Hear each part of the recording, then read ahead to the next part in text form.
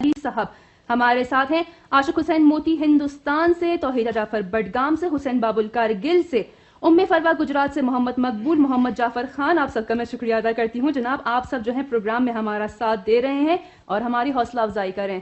آپ کو آج کے معزز مہمان کا تعارف کراتی چلوں۔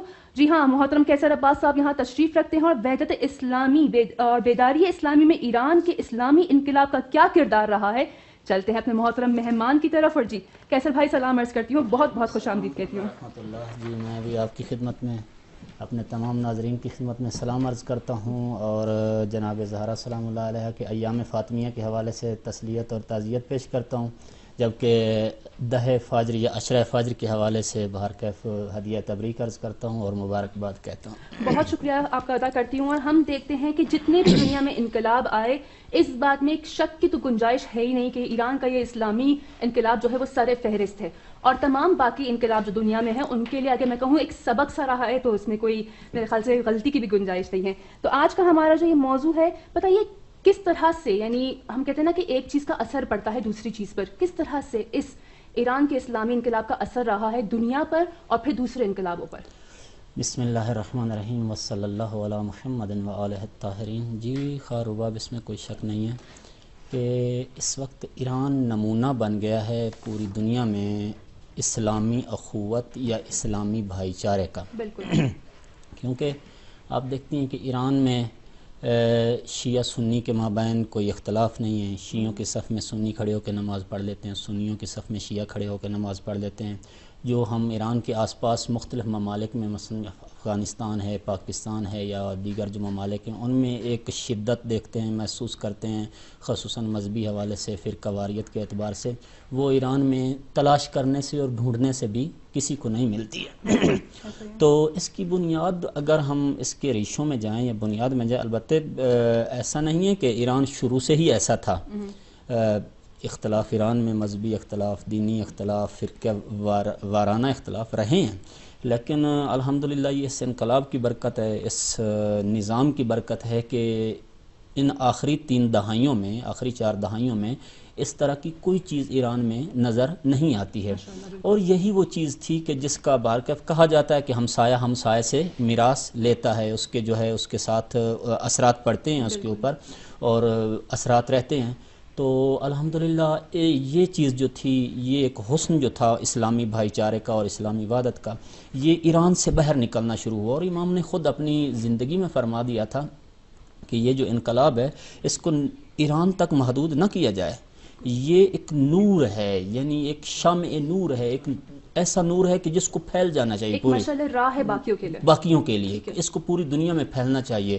اور امام نے چاہا تھا ایرانی مسئولین سے کہ اس کو جو ہے جتنا کوشش کریں آس پاس میں پھیلائیں اور اس کو دوسری دنیا تک، دوسرے خصوصاً اسلامی ممالک تک پہنچائیں۔ اور وہ تو اس کا نتیجہ جو پہلا خود ہم اپنے پاکستان کی طرف دیکھتے ہیں، الحمدللہ اس وقت پاکستان میں جو ایک اسلامی بھائی چارے کی فضا قائم ہوئی ہے، ایک علماء کے مابین، ایک عوام کے اندر، ایک مثلا مختلف فرقوں کے علماء جو ہیں کبھی ملی یکجہتی کونسل کی صورت میں سامنے آتے ہیں، کبھی مجلس متحدہ کی شکل میں سامنے آتے ہیں، کبھی ویسے مختلف پروگرامز میں ایک دوسرے کا شانہ بشانہ، یعنی جس چیز کا ہم پہلے کانسیپٹ یعنی تصور ہی نہیں کر سکتے تھے، آج کل ہمیں وہ چیزیں جو ہیں بالکل ایک کلک کرنے سے لیپ ٹاپ پہ یا کمپیوٹر پہ، انٹرنیٹ پہ ہمیں وہ چیزیں وحدت کے اعتبار سے دکھائی دیتی ہیں۔ یعنی ہمارے خواب و خیالوں کی دنیا میں بھی یہ چیز موجود نہیں تھی۔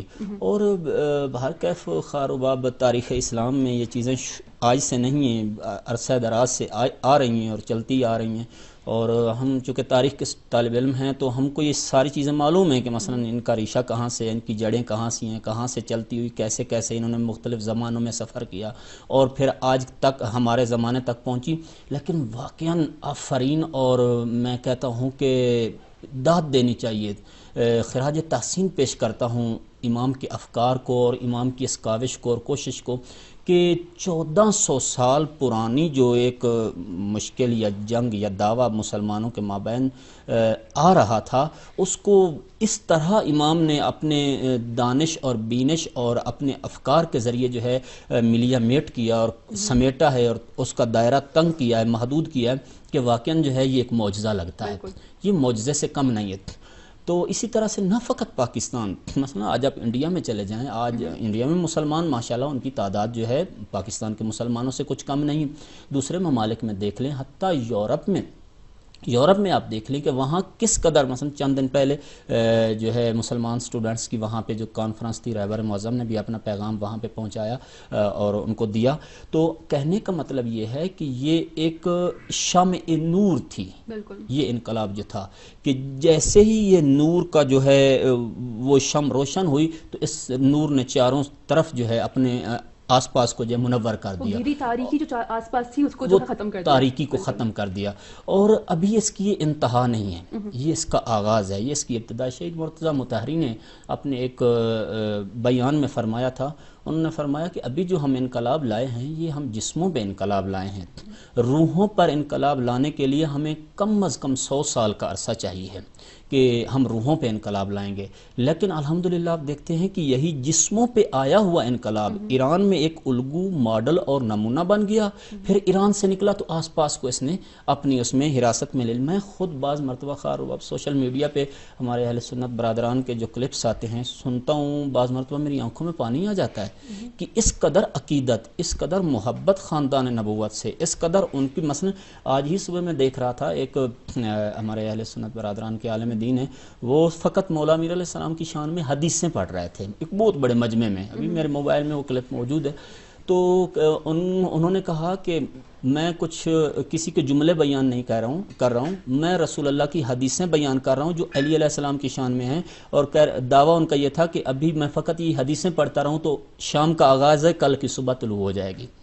یعنی اس قدر. اور کیا ان کو آگے داد مل رہی تھی، کیا لوگ. تو یہ سارا کچھ کہاں سے آیا؟ جبکہ پہلے یہی شیعہ تھے، یہی سنی تھے. ایک اتنا فاصلہ تھا کہ بعض مرتبہ کہا جاتا تھا کہ شیعوں کی محفلوں میں جانا، اس سے جانے سے جو ہے نکاح ٹوٹ جاتا ہے. آپ بیعت دوبارہ جو ہے نکاح اپنا مولوی صاحب سے دوبارہ پڑھائیں کہ آپ کسی مجلس میں گئے تھے یا آپ نے. اور کہا جاتا تھا کہ اگر کوئی بھی اہل بیت عصمت طہارت کی تعریف کر دیتا تھا تو کہتے تھے کہ یہ شیعہ ہو گیا ہے مثلا. اسی طرح سے اہل تشیع کے مابین بھی جو تھا وہ یہ تھا کہ وہ ایک ہلکا سا فاصلہ رہتا تھا. لیکن الحمدللہ اس انقلاب نے اور اس نور نے جو ہے اس کو بہت کم کر دیا. اور ان فیوچر ہمیں امید ہے کہ اللہ تعالیٰ کے لطف و کرم سے یہ اور کم ہو جائے گا اور مسلمان وہی امت واحدہ بن جائیں گے انشاءاللہ. بالکل ایسا ہی ہے. اور کیسر بھائی انشاءاللہ گفتگو آگے بڑھائیں گے آپ کے ساتھ. تو معزز ناظرین، آپ کے پیغامات بھی شامل کیے جائیں گے پروگرام میں. لیکن وقت ہوا ہے، چلتے ہیں کتابوں کے حصے کی طرف، اپنی معلومات کو بڑھاتے ہیں کتابوں کے حوالے سے.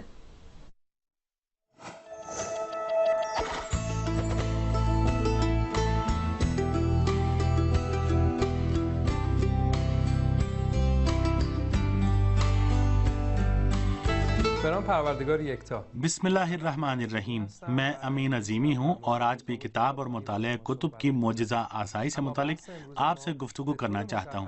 لیکن آج کی ہماری بحث و گفتگو واضح طور پر کتاب اور بچوں کے درمیان تعلق پر مرکوز ہے.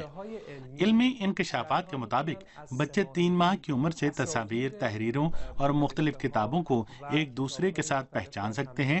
اس کا مطلب یہ ہے کہ آپ اسی 3 ماہ کی عمر سے اپنے بچوں کو مطالعے کے عادی بنا سکتے ہیں. لیکن 3 ماہ بچے کے لیے مطالعے کے معنی پڑھنا نہیں ہے، بلکہ تصاویر کے درمیان فرق کا ادراک اور ان کے درمیان آپسی رابطہ ہے. اس بنا پر 3 ماہ کے بچوں کے لیے جو کتابیں فائدہ مند ہو سکتی ہیں ان کا بہترین نمونہ ایسی کتابیں ہیں جو واضح اور رنگین تصاویر کے ساتھ ہوتی ہیں، مگر ان کے حسب عادت جو اس بات میں دلچسپی رکھتے ہیں کہ ہر چیز کو منہ میں ڈال دیتے ہیں. معاملہ یہ ہے کہ ایسی کتابیں ہونی چاہیے جو حمام کی کتابوں کے نام سے مشہور ہیں، یعنی بغیر کاغذ کی کتابیں، جن کو اگر بچہ اپنے منہ میں ڈال دے تو خدا نہ خواستہ وہ بیماری میں مبتلا نہ ہو جائے اور نہ ہی کتاب کو کوئی نقصان پہنچے. چنانچہ خوشائن بات یہ ہے کہ دنیا کی ہر جگہ پر آج کل آپ کو ایسی کتابیں مل سکتی ہیں جو بالکل اسی عمر یعنی 3 ماہ کی عمر کے بچوں کے لیے تیار کر کے شائع کی گئی ہیں. جہاں تک دوسرے گروہ کا تعلق ہے وہ ان بچوں پر مشتمل ہے جو نئے چلنے کے قابل ہوئے ہیں. ایسے بچے جنہوں نے یہ طاقت حاصل کر لی ہے کہ وہ اپنے ارد گرد کی دنیا کو راستہ چلتے ہوئے دریافت کر سکتے ہیں۔ ان بچوں کو اس بات میں زیادہ دلچسپی ہوتی ہے کہ وہ ایسی حکایتوں سے روشناس ہو جائیں اور ان کی شناخت حاصل کریں جو اس دنیا کے بارے میں ان کی معلومات کی گنجائش میں اضافہ کرنے میں مددگار ہو سکیں۔ دنیا سے میری مراد گھر، چائلڈ کیئر سینٹر یا کسی بھی جگہ کا احاطہ ہوتا ہے جہاں بچہ اپنے والدین کے ساتھ چل پھر سکتا اور سفر کر سکتا ہو، اور اگر ہم ان بچوں کو ایسی حکایتیں اور کہانیاں سنائیں جن کے ماحول پر ان کا تسلط بڑھ جائے اور ان کے بارے میں زیادہ معلومات رکھ سکیں، تو یقینی طور پر ہم ان میں مطالعے سے دلچسپی اور ان کی عادت پیدا کرنے میں کامیاب ہو سکتے ہیں۔ جہاں تک 4 سے 7 سال تک کی عمر کے بچوں کا تعلق ہے تو معاملہ بہت زیادہ مختلف ہے۔ یہ بچے اس صلاحیت کے حامل ہوتے ہیں کہ کہانیوں کے کرداروں کے ایک دوسرے سے ممتاز قرار دیں۔ وہ ان کتابوں کے ہیروؤں میں سے ہر ایک کے ساتھ خیالی دنیاؤں کا سفر کر سکتے ہیں اور مکمل طور پر یقین کر لیتے ہیں کہ اس رویداد کے حقیقی حصے کو اپنے خواب و خیال میں مجسم کر لیں اور اس کو واقعی روپ دھار لیں۔ اس بنا پر کہانی پر مبنی کتابوں کا انتخاب جو ان کی صلاحیتوں کو نکھارنے اور ان کے ذہن کی نشو و نما کا باعث بنتے ہیں، زیادہ کلیدی اور اہم کردار کا حامل ہے۔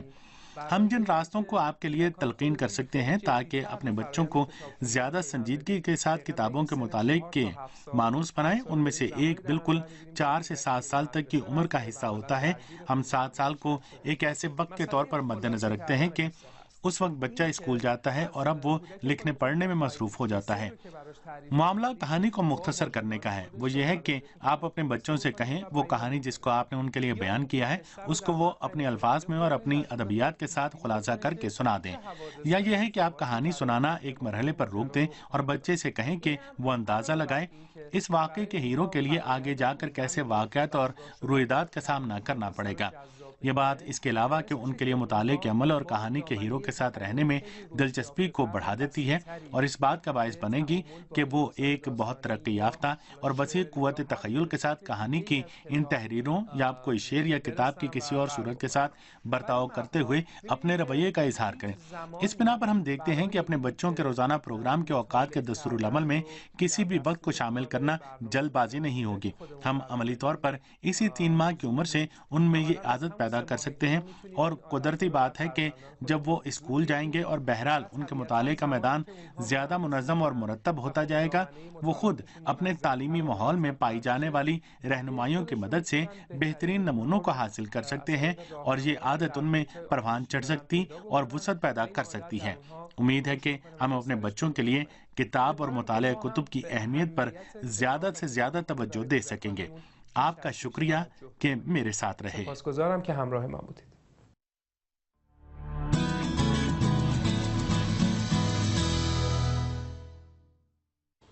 جی ناظرین، آپ دیکھ رہے ہیں پروگرام نسیم زندگی۔ کتابوں کے حصے کے بعد جو ہے بات کریں کتابوں کے حوالے سے، تو میرے خیال سے یہ صحیح رہے گا۔ اور یہ کتاب جو آپ میرے ہاتھ میں دیکھ رہے ہیں، یہ کتاب کیسر بھائی کی ہے۔ انہوں نے اس کتاب کا ترجمہ کیا ہے، جو امام خمینی کی جو ہے شخصیت کے حوالے سے اس پہ گفتگو کی گئی ہے، اور جو ہے تفصیلی طور پر جیسے آپ دیکھ رہے ہیں کتاب یہاں پر، اور جی ہاں اس کا موضوع بھی یہاں پر موجود ہے۔ تو جناب ہم چلتے ہیں اس کتاب کے حوالے سے، آپ سے خود پوچھوں گی کیسر بھائی بتائیے اس کتاب میں کیا کیا ہے، اور امام خمینی رحمۃ اللہ کی شخصیت کے حوالے سے کتاب ہے، میرے خیال سے مکمل اس میں سب کچھ ہمیں ملے گا جو ہم جاننا چاہتے ہیں۔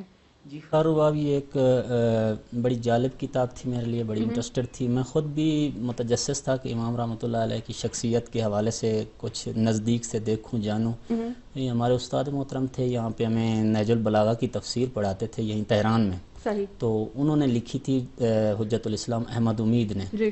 تو ان کا کہنا یہ تھا کہ میں اگرچہ خود ایرانی تھا، لیکن اس کتاب کو لکھنے کے بعد مجھے پتہ چلا کہ امام خمینی کون ہے۔ بالکل۔ اچھا، پھر میں بھی اگر انہی کے الفاظ دہراؤں تو میں بھی یہی کہنا چاہوں گا، میں ایک طالب علم تو تھا اور انقلاب سے محبت بھی تھی اور امام سے بھی محبت تھی ہم کو، لیکن اس کتاب کا ترجمہ کرنے کے بعد بہرکیف کچھ کسی حد تک اندازہ ہوا کہ امام کون ہے۔ بالکل۔ اس کتاب کی 4 فصلیں ہیں، جن میں پہلی فصل میں امام خمینی رحمۃ اللہ علیہ کے اخلاق میں الوی، یعنی کتاب کا عنوان ہے امام خمینی خمینی کی شخصیت میں علوی اوصاف اور خصوصیات. تو پہلے چیپٹر میں جو ہے وہ یہ ہے کہ امام خمینی کے اخلاق میں علوی اوصاف اور خصوصیات، یعنی مولا علی علیہ السلام کے جو اوصاف ہیں یا مولا علیہ السلام کی جو خصوصیات ہیں وہ امام خمینی کے اخلاق میں کس حد تک پائی جاتی ہیں. دوسرے چیپٹر میں امام خمینی کی جو سیاسی زندگی ہے کہ امام خمینی کے سیاست میں علوی اوصاف اور خصوصیات بڑے مفصل انداز میں بڑے معتبر منابع سے، یعنی ان لوگوں سے لے کے اس بندے حجت الاسلام احمد امید نے یہ کتاب لکھی ہے کہ جو ڈائریکٹ امام کے شانہ بشانہ آس پاس رہتے تھے. اور تیسرا چیپٹر جو ہے وہ امام خمینی کی تدریسی زندگی، یعنی جو امام خمینی عالم دین تھے، معلم تھے، استاد بھی تھے اور مجتہد تھے، لہٰذا تدریس کیا کرتے. تدریسی زندگی میں مولا علی علیہ السلام کے اوصاف اور جو خصوصیات ہیں وہ بیان کیے گئے. اور چوتھے چیپٹر میں یہ بتایا گیا کہ امام خمینی کی خانوادگی زندگی جو ہے، گھریلو زندگی جو ہے، ذاتی زندگی جو ہے، اس میں علوی اوصاف اور خصوصیات. تو یہ کتاب سازمان وزارت دفاع و پشتبانی ہے، نیرو مسلح نے یہیں سے تہران سے اس کو نشر کیا ہے، شائع کیا ہے. اور اگر ناظرین کو بارکیف چاہیے ہو تو اس کے حوالے سے جو ہے یہاں سے منگوائی جا سکتی ہے، لی جا سکتی ہے. بارکیف بڑی جالب کتاب ہے، بڑی انٹرسٹنگ کتاب ہے کہ ہاں امام خمینی کی شخصیت کے بارے میں بہت اچھی اچھی باتیں اس میں پائی جاتی ہیں. بہت شکریہ آپ کا ادا کرتی ہوں، آپ کو مبارکباد دیتی ہوں اس حوالے سے کہ آپ نے اتنا اچھا ایک قدم اٹھایا ہے یہاں پر ہمارے اردو زبان بولنے والے ناظرین کے لیے. چلتے ہیں اپنے موضوع کی طرف. کیسر بھائی، ایک سوال جو میرے خیال سے ہر کسی کے ذہن میں ہوگا جو انقلاب سے چاہت رکھتا ہے، محبت رکھتا ہے، تو ہر کسی کے ذہن میں سوال ضرور اٹھتا ہوگا. ہم دیکھتے ہیں کہ بہت سے لوگوں نے دعوے کیے کہ ہم نے انقلاب جو ہم لے کر آئے ہیں یا لے کر آئیں گے، اور یہ ساری چیزیں، اور لے کر بھی آئے، لیکن وہ انقلاب کچھ زیادہ دن تک ٹک نہیں پائے اپنی جگہ پر. اور ہم دیکھتے ہیں ایک ہلکے سا ہوا کا جھونکا کیا آیا تو بھی سب کچھ دھرم بھرم ہو گیا.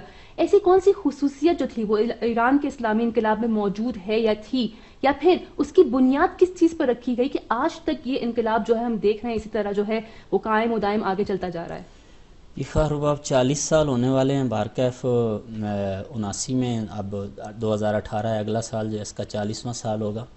40 سال میں الحمدللہ اس انقلاب نے بارکیف میں اس کتاب میں جو کچھ دیکھا اس کی بنیاد پہ بھی عرض کر رہا ہوں، جو خود یہاں پہ رہتے ہوئے دیکھا ہے اور جو خود آس پاس میں دیکھ رہے ہیں اس وقت دنیا میں، اس کی بنیاد پہ بھی یہ بات عرض کر رہا ہوں کہ اس انقلاب نے روز بروز ترقی اور پیش رفت کی ہے. منہدم ہونے یا ختم ہونے کی بات تو دور، یعنی یہ جیسے میں نے پہلے بخش میں عرض کیا کہ یہ روز بروز پھیل رہا ہے. اور روز بروز وہ لوگ جو ایک عادلانہ نظام کے، ایک عادلانہ حکومت کے یا مستضعفین کو مثلا ضعف سے اور خستگی اور پستی سے نکال کر ان کو اس کے انسانی مقام تک لانے کے لیے جو کوشش اس انقلاب نے کی اور جو کی جا رہی ہے، ان کے لیے جو مستکبرین کے لیے یہ روز بروز ایک بہت بڑی تھریٹ بنتا چلا جا رہا ہے، بہت بڑا یعنی مسئلہ بنتا چلا جا رہا ہے. آپ دیکھتے 2-4 دن پہلے ٹرمپ نے جو ایک دوپہر کا کھانا دیا ہے، اس میں جو سب سے بڑا اس کا وہ تھا وہ فقط ایران تھا کہ ایران کی پیش رفت کو کیسے روکا جائے. ایران مثلا یمن کو میزائل دیتا ہے تو وہ سعودیہ کے اوپر وہ پھینک دیتے ہیں. تو اس طرح سے کہنے کا مطلب یہ ان کے لیے یعنی یہ گلے میں ہڈی پھنس گئی اور ان کی آنکھ میں کانٹا بنتا چلا جا رہا ہے. مطلب اصل خوفزدہ ہیں بتائے وہ ترقی سے ایران کی، وہ ترقی کی ایران. اب آتے ہیں آپ کی اس بات کی طرف کہ اس کی پشت میں اور اس کی بنیاد میں کیا چیز ہے. اس کی بنیاد میں فقط و فقط اس کتاب کی بنیاد پہ جو کچھ میں عرض کر رہا ہوں وہ للہیت ہے، وہ اللہ ہے اور اللہ کے اوپر بانی انقلاب کا عقیدہ اور ایمان ہے. اور اس ایمان کے پیش نظر یعنی ہر بات وہ خدا کو پیش نظر رکھ کے کیا کرتے تھے. ان کی اپنی ذات، نفس، یہ تو بہت دور کی باتیں ہیں. یعنی ان کا ایک ایک قدم اگر میں کہوں کہ خوشنودی خدا اور مرضی الہی کے مطابق تھا تو بعید نہیں ہے. بالکل حقیقت ہے، بالکل حقیقت ہے. یہی ابھی مثلا دہ فاجر شروع ہونے والا ہے. میں ایک واقعہ اسی کتاب سے عرض کروں کہ اس میں جب شاہ تو چلا گیا، بختیار کو اس نے وہ اپنا بنا دیا. بختیار یہاں پر جانشین تھا اس کا، تو یہاں پہ وہ بھی لگا دیا گیا. مثلا حکومت فوجی آ گئی، ماشاءاللہ ہو گیا. اعلان ہو گیا کہ مثلا آج جو ہے 4 بجے کوئی گھر سے باہر نہ نکلے. تو ایک امام کے ساتھی ہیں، وہ کہتے ہیں کہ یہی خبر جب ہم کو پہنچی تو ہم امام کے گھر پہ تشریف لے گئے اور ہم نے جا کے امام کو یہ خبر امام تک پہنچائی اور کہا کہ امام کیا کرنا چاہیے. انہوں نے کہا کہ اگر کوئی 4 بجے گھر سے باہر نکلا تو ہم شوٹ کر دیں گے، گولی مار دیں گے. تو وہ ہیں جو پہلے کئیوں کو گولی مار چکے ہیں. ایسا نہیں کہ مثلا کوئی وہ فقط ڈرا رہے ہیں یا دھمکا رہے ہیں، وہ ہیں. تو کیا کرنا چاہیے؟ امام نے فرمایا ٹھہر جو جواب دیتا ہوں. تھوڑی دیر گزری وہ دوبارہ آ گیا. انہوں نے کہا آغا امام لوگ منتظر ہیں باہر, آپ جواب دیں. امام نے فرمایا جواب دیتا ہوں. جب وہ کہتا کہ جب میں تیسری دفعہ امام کے حجرے میں یا کمرے میں جانے لگا تو مجھے تھوڑا باطنی طور پہ غصہ آ رہا تھا کہ مثلاً اتنی بڑی سٹیٹ میں تم نے اتنا بڑا کام کر دیا, لوگوں کو جو ہے منقلب انقلاب کی طرف کھینچا, اور اب آپ اتنا بڑا فیصلہ کرتے ہوئے بار بار ٹال رہے ہیں. تو کہتا میرے دل میں یہ بات تھی کہ میں واقعا, تو جب میں تیسری مرتبہ آیا دیکھتا ہوں تو امام اپنے کمرے میں نہیں ہے. معلوم کرنے پہ پتہ چلا کہ امام مسجد میں چلے گئے ہیں. جب میں امام کے پیچھے مسجد میں گیا تو میں دیکھتا ہوں کہ امام کی جو ریش مبارک ہے اس سے آنسو نیچے زمین پہ ٹپک رہے ہیں, اور دونوں ہاتھ ان کے جو ہیں وہ آسمان کی طرف ہیں, دعا کے لیے انہوں نے دراز کیے ہوئے ہیں. کہتے ہیں کہ میں نے جب یہ منظر دیکھا میں واپس آ گیا. اگرچہ میرے دل میں تھا کہ میں اب تھوڑی تندی سے بات کروں, لیکن بہرکیف میں نے اپنے آپ کو سنبھالا اور واپس چلا گیا. تھوڑی ہی دیر گزری کہ امام مسجد کے دروازے سے باہر آئے اور مجھے آ کے کہا کہ ان سے کہو کہ آج 4 بجے ہر بندہ تہران کا جو ہے سڑکوں پہ نکلا ہے, ہر بندہ تہران کا گھر سے باہر نکلا ہے. تو انہوں نے کہا آغا وہ انہوں نے اوپن فائر کا آرڈر دیا ہے, وہ گولی مار دیں گے, آپ کیوں قتل و کشتار کروانا چاہ رہے ہیں, آپ کو پتہ نہیں ہے کہ یہ لوگ. امام نے فرمایا یہ میرا فرمان نہیں ہے, یہ میرا فرمان نہیں ہے. مطلب کیا, یہ کس کا فرمان ہے؟ بالکل خدائی پیغام ہے, یہ خدائی پیغام ہے. نتیجہ کیا نکلا؟ نتیجہ یہ نکلا کہ 11 فروری 1979 کو یہاں پہ شاہ ایران کی حکومت تھی, 12 فروری کو انقلاب آ گیا تھا. بالکل 12 فروری کو انقلاب آ گیا. یعنی اس کے بعد سے آپ دیکھتے ہیں کہ مثلا کتنے واقعات ہوئے, اور ہر واقعے میں اللہ تعالیٰ کی نصرت جو تھی اس انقلاب کی پشت پہ رہی, اور اللہ تعالیٰ کی مدد جو تھی وہ اس کیونکہ بانی انقلاب نے اس انقلاب کو خدا اور اس کے معصوم بنائی ہوئی ہستیوں کی جو ہے وہ تعلیمات کے مطابق اس کی بنیاد رکھی تھی. اور یہ ایک ایسا انقلاب ہے کہ جو اگر اسی راستے پہ چلتا رہا جیسے ابھی چل رہا ہے, اور الحمدللہ چلتا رہے گا, اور تو یہ واقعاً جیسے امام کا اپنا نظریہ تھا کہ تا ظہور امام زمان, یہ امام زمان علیہ السلام کے ہاتھوں میں تک پہنچے گا, اور مولا اس کے بعد خود اس کو جو ہے وہ آگے چلائیں گے انشاءاللہ. بالکل ایسا ہی ہے, اور جی انشاءاللہ گفتگو آگے بڑھائیں گے. کیسر بھائی آپ کے ساتھ. ناظرین وقت ہوا ہے, چلتے ہیں, سوشل میڈیا کا حصہ ہمارا انتظار کر رہا ہے, دیکھتے ہیں یہ حصہ, پھر پروگرام کو آگے بڑھائیں گے.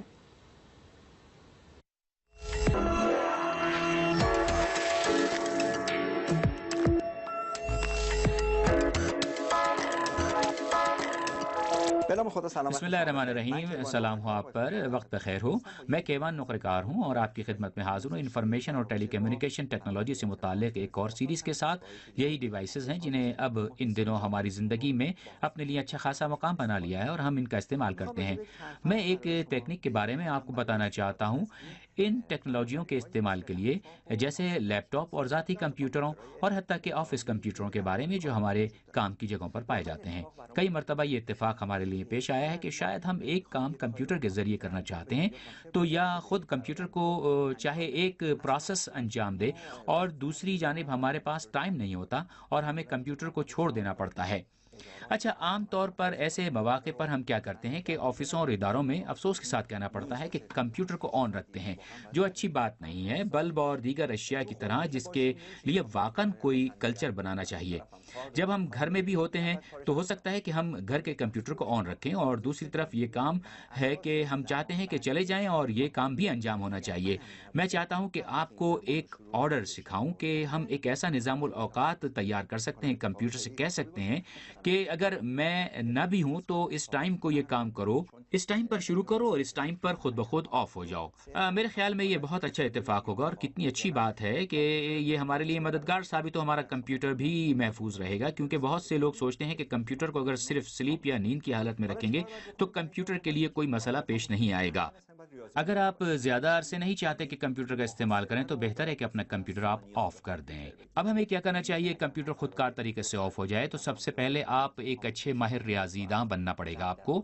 مطلب یہ ہے کہ ہمیں یہ حساب کتاب سیکنڈوں میں کرنا پڑے گا کہ کمپیوٹر کو ایک حساب کتاب دینا پڑے گا. یہ کہ اگر طے ہو کہ میں کمپیوٹر سے کہوں کہ وہ 2 گھنٹے کے بعد خودکار طریقے سے آف کر لے خود کو, تو ان 2 گھنٹوں کو ہم 60 منٹوں پہ ضرب دینا پڑے گا. ان دونوں میں سے ہر ایک کو بھی دوبارہ 60 سیکنڈوں میں ضرب دینا ہوگا. پھر ہمیں دیکھنا ہوگا کہ کتنے عدد بنتے ہیں, پھر سیکنڈز کی بنیاد پر یہ آرڈر کمپیوٹر کو ہمیں دینا ہوگا. لہٰذا اگر ہم چاہتے ہیں کہ نظام الاوقات دیں کہ مشین خودکار طریقے سے آف ہو جائے تو یہ سیکنڈوں کی بنیاد پر ہونا چاہیے۔ مثال کے طور پر فرض کر لیں کہ ہم چاہتے ہیں کہ 1 منٹ کے بعد کمپیوٹر بند ہو جائے، تو بنتا ہے 1 منٹ میں 60 سیکنڈ، تو ہم 60 کے عدد کو لکھ دیں گے۔ اگر ہم کہنا چاہیں کہ 1 گھنٹے کے بعد، تو بنتا ہے ہر گھنٹہ 60 منٹ ضرب 60 سیکنڈ بنتے ہیں 3600 سیکنڈز۔ لیکن یہ آسان آرڈر ہم کیوں کر کمپیوٹر کو دے سکتے ہیں؟ اچھا، آپ یقیناً واقف ہوں گے کہ اگر ہم چاہیں زمین پر ایک درمیانی راستہ یا شارٹ کٹ بنائیں گے تو ہمیں کیا کرنا چاہیے؟ ہم جاتے ہیں اپنے ڈیسک ٹاپ پر، رائٹ کلک کریں گے یا ماؤس کے رائٹ کلک کو دبائیں گے تو ہمارے سامنے مختلف آپشنز آئیں گے۔ ان میں سے ایک آپشن ہے نیو۔ ہم جانتے ہیں کہ نیو یا نئے کے حصے پر تو ہمارے لیے ایک فہرست کھل جاتی ہے مختلف پروگراموں کی۔ آپ کس چیز کو نیا بنانا چاہتے ہیں؟ آپ شارٹ کٹ کا انتخاب کریں گے۔ جب ہم شارٹ کٹ کا انتخاب کر لیں گے تو ایک فریم ہمارے سامنے کھل جائے گا۔ اب ہم آئیں گے، کیا کریں؟ اس فریم کے اندر لکھیں گے شٹ ڈاؤن، یعنی مشین کو آف کرو۔ آپ کے پاس شٹ ڈاؤن بھی ہوگا، ابھی آپ دیکھیں گے، تاہم اس کے سامنے -S -T ہیں جو علامتیں ہیں، یعنی اس ٹائم کے ختم ہونے پر میں چاہتا ہوں کہ کمپیوٹر بند ہو جائے، اور آپ شٹ ڈاؤن اسپیس -S یا اسپیس -T کے ساتھ اپنے مد نظر عدد کو لکھیں گے 3600، یعنی 3600 سیکنڈز کے بعد آٹومیٹک طریقے سے کمپیوٹر بند ہو جائے۔ جب آپ نے یہ لکھا اور اوپر اس کو کلک کریں گے، ایک فائل وہاں پر آپ کے سامنے بن جائے گی۔ اس فائل کو جو بھی آپ نام دینا چاہیں گے دے دیں، لیکن اس کا لاحقہ ضرور ایگزی ہونا چاہیے۔ جب آپ یہ کام کر لیں گے تو ایک فائل آپ کے ڈیسک ٹاپ پر بن گئی ہے، یہاں کہ جب بھی آپ اس پر ڈبل کلک کریں گے اس وقت سے شروع کرتی ہے اور اس ٹائم کی الٹی گنتی جس کو آپ نے اس کے لیے لکھ دیا ہے، یہاں تک کہ وہ خود آٹومیٹک طریقے پر کمپیوٹر آف کر دیتی ہے۔ تو اگر آپ نے چاہا منصوبہ بندی کریں تو آپ کا کمپیوٹر 2 گھنٹے آن رہے اور پھر وہ خود بخود بند ہو جائے اسی ٹائم پر جو آپ کے مد نظر ہے۔ میں سمجھتا ہوں کہ اس سے بہت سی افادیتیں اور آسانیاں ہمارے سامنے پیش آئیں گی۔ اگلے پروگرام تک مجھے اجازت دیجیے، خدا حافظ۔ بگی ممنون که من رو همراهی کردید۔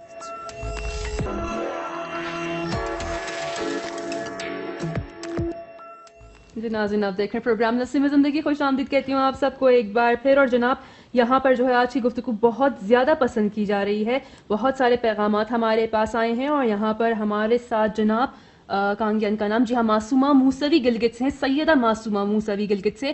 آپ کا پروگرام ایک کمپلیٹ پیکج ہے۔ آج کا موضوع بھی ایمان افروز ہے، انقلاب اسلام سے محبت میرے والد کی طرف سے ملا ہوا تحفہ ہے، جس پر مجھے ہمیشہ ناز رہے گا۔ بہت بہت شکریہ۔ اور اس کے علاوہ کیسر بھائی، آپ کی گفتگو بہت پسند کی جا رہی ہے، اور بالکل پسند تو کی جانی چاہیے، اتنا اہم موضوع جو ہے۔ کیسر بھائی، ہم دیکھتے ہیں کہ جب ہم بات کرتے ہیں ایران کے اسلامی انقلاب کی، تو ولی فقیہ جو ہے اس ایک بنیادی نظریہ یا ایک بنیادی نقطہ ہے، تو ہم کہتے ہیں اس انقلاب کا۔ مختلف لوگوں کی مختلف رائے بھی ہے اس حوالے سے، تو میں چاہوں گی اس پر ہم روشنی ڈالتے ہوئے آگے بڑھیں۔ جی، اس کی بنیاد میں واقعاً جو نظریہ ہے وہ ولایت فقیہ بھی ہے بقیہ نظریات کے ساتھ ساتھ، اور ولایت فقیہ در حقیقت وہی ولایت ہے جو رسول اللہ صلی اللہ علیہ وآلہ وسلم نے امیر المومنین علی علیہ السلام کو غدیر خم پہ جس کا اعلان کیا اور فرمایا من کنت مولاہ فہذا علی مولا اللہم وال من والا و عاد من عادا وانصر من نصرہ، یعنی یہ وہی ولایت ہے۔ جب تک امام معصوم خود جامع کے اندر موجود تھے تو خود امام ولی تھے، تمام لوگوں کے سرپرست تھے اور امور کو سنبھالنے والے تھے، اور جب امام دنیا سے چلے گئے یہ نظریہ باقی تھا، اگرچہ مختلف زمانوں میں جیسے میں نے عرض کیا کہ تاریخ میں اس قدر شیعت کو دیوار کے ساتھ لگایا گیا اور اس قدر شیعت کا استحصال کیا گیا کہ شیعت کو پنپنے نہ دیا۔ اس زمانے میں علماء کرام کی نظریہ ولایت فقیہ سے تھوڑی توجہ ہٹی اور انہوں نے اجتہاد کو بچانے کی کوشش کی۔ فرمایا مجتہد جو فقیہ ہے، وہ جو عالم ہے، فقیہ ہے، اس کا جو فرمان ہمارے لیے حجت ہے۔ لیکن جب الحمدللہ جب اللہ تعالیٰ نے امام کو ایک فرصت دی تو امام نے وہی نظریہ مطرح کیا جو خم غدیر پر ابھی کچھ لوگ آ کے کہتے ہیں کہ ہمارے 5 اصول دین ہے، چھٹا نہیں ہے، وہ ایرانیوں نے چھٹا اصول دین بنا دیا کہ ولایت فقیہ۔ مجھے وہ بندہ دکھا دے کہ کہاں پہ کسی بھی ولایت فقیہ کے پیروکار نے چھٹا اصول دین لکھا ہو ولایت فقیہ، مجھے آ کے بتایا کہ یہ لکھا پڑا ہے کہ امام خمینی نے لکھا ہے، امام خامنائی نے لکھا ہے کہ ہمارے 6 اصول دین ہے اور چھٹا۔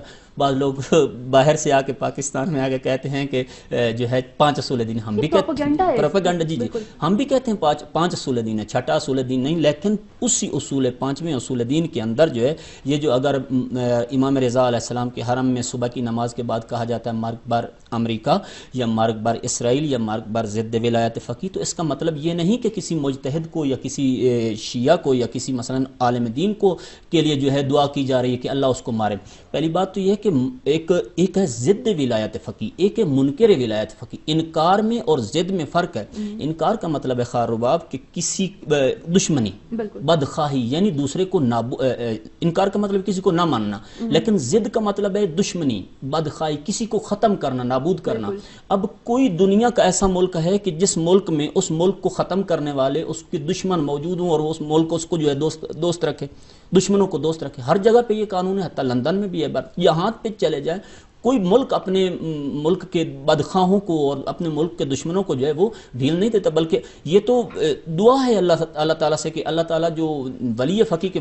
باقی رہی بات کہ بہت سارے کہا جاتا ہے کہ بہت سارے لوگ ولایت فقی کو نہیں مانتے۔ ایک عزیز کی میں نے گفتگو سنی، میں گیا، میں نے ولایت فقی پہ تخصص رکھنے والے جو علماء ہیں ایران کے ان سے شیئر کیا۔ میں نے کہا جاتا ہے کہ بہت سارے علماء اور مجتہدین ولایت فقی کو نہیں مانتے۔ انہوں نے کہا ایسی بات نہیں، حتیٰ اہل سنت بھی ولایت فقی کو مانتے ہیں۔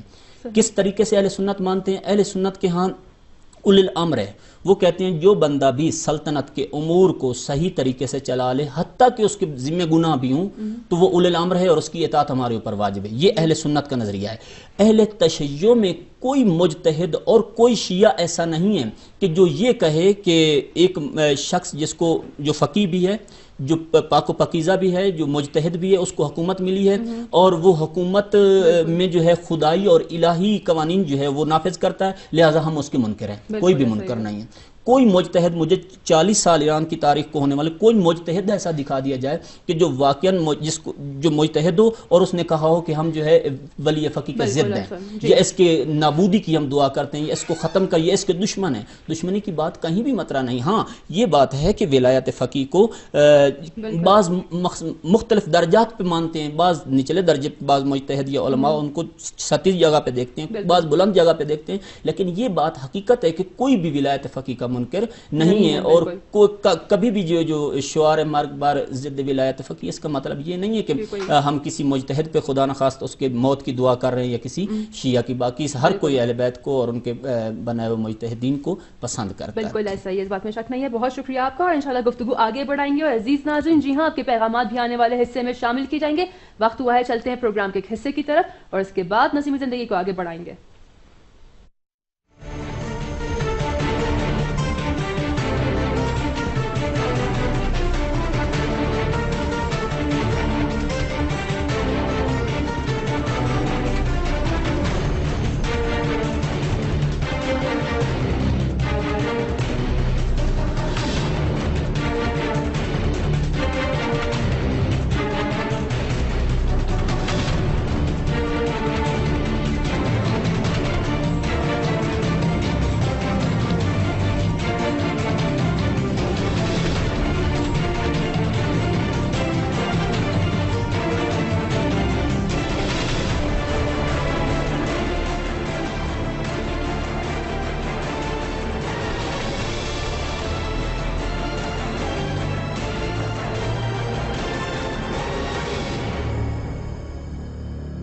اور جی ہم دعا کرتے ہیں کہ ایران اسی طرح جو ہے کامیابی کے جھنڈے گاڑتے رہے، مختلف جو شعبات ہیں زندگی کے، مختلف جو فیلڈز ہیں اس میں، اور اسی طرح آگے بڑھتا رہے اور اسی طرح ہمیشہ سربلند رہے۔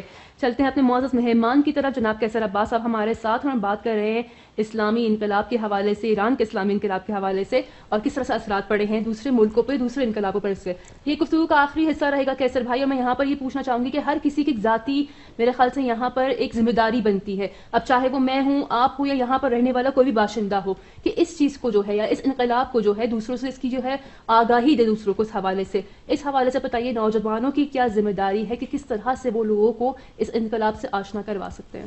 جی یہ ایک مشعل نور ہے، یہ ایک شمع نور ہے کہ جس کا ہر کسی کا فریضہ ہے۔ ہمارے فروع دین میں یہ بات شامل ہے کہ امر بالمعروف و نہی عن المنکر۔ تو یہ چیز جو ہے اس کو پھیلانا، اس کو آگے تک پہنچانا، اس کے چند ایک فوائد ہیں۔ پہلا فائدہ تو یہ ہے کہ وہ شہداء جنہوں نے اس راستے میں اپنا خون دیا ہے ان سے وفاداری ہو جائے گی، اور ان کے اس ثواب میں جس درجے پہ وہ آج فائز ہیں اور اللہ تعالیٰ کے نزدیک ان کا جو مقام ہے اس ثواب میں ہم بھی شریک ہو جائیں گے اس انقلاب کے ساتھ وفاداری کے بعد۔ اگر ہم دوسری بات یہ ہے کہ اس کو پھیلانا چاہیے جتنا ہو سکے، اس کا پیغام عام کرنا چاہیے۔ بعض مرتبہ ایسا ہوتا ہے کہ ہم کو خود کو تو ایک اچھی چیز سے محبت ہوتی ہے، لیکن ہم اس اچھی چیز کے بارے میں اگر کہیں پہ خدا نخواست منفی تاثرات دیے جا رہے ہیں تو اس کو روکنے کی صلاحیت بھی نہیں رکھتے، نہ روکتے ہیں۔ دوسرا یہ کہ اس کو اپنے تک محدود رکھتے ہیں، ایسا نہیں ہونا چاہیے۔ ہم ہمیشہ یہ ہے کہ کوئی بھی مکتب ہے، کوئی بھی مذہب ہے تو وہ اپنے افکار کو دوسروں تک پہنچاتا ہے، کیونکہ وہ اس کو یقین ہوتا ہے کہ میرے افکار جو ہیں صحیح ہیں اور مثبت ہیں اور دوسروں کے لیے مفید ہیں اور خدا اور اس کے رسول کے پسندیدہ افکار ہیں، لہٰذا یہ انقلاب ایسے ہی افکار پر جو ہے وہ اس کا انحصار ہے، تو اس کو آگے پھیلانا چاہیے، اس کے توسط سے اتحاد کی فضا کو برقرار کرنا چاہیے، اتحاد بین المسلمین کے حوالے سے جیسے کہ امام راحل نے فرمایا، جیسا کہ امام خامنائی نے فرمایا، اتحاد کی کوشش کرنی چاہیے۔ ہم سب مسلمان بھائی ہیں، دنیا کے کسی بھی خطے میں ہیں، ہمارا جو ہے کلمہ ایک ہے، ہمارا قرآن ایک ہے، ہمارا اللہ ایک ہے، ہماری قیامت ایک ہے، ہم سب ایک خدا کی پرستش اور عبادت کرتے ہیں، لہٰذا اتحاد کے لیے یہ ایک بہترین نمونہ ہے اس زمانے میں۔ اور جو کوئی بھی امام خمینی رحمۃ اللہ علیہ کی سیرت کا اور شخصیت کا مطالعہ کرے گا، ان کے افکار کا مطالعہ کرے گا، یقیناً وہ اتحاد کی طرف جو ہے وہ قدم بڑھائے گا۔ بالکل، بہت شکریہ کیسر بھائی، آپ تشریف لائے، زبردست گفتگو رہی آپ کے ساتھ، آپ کا تہہ دل سے شکریہ ادا کرتی ہوں۔ اور بالکل کیا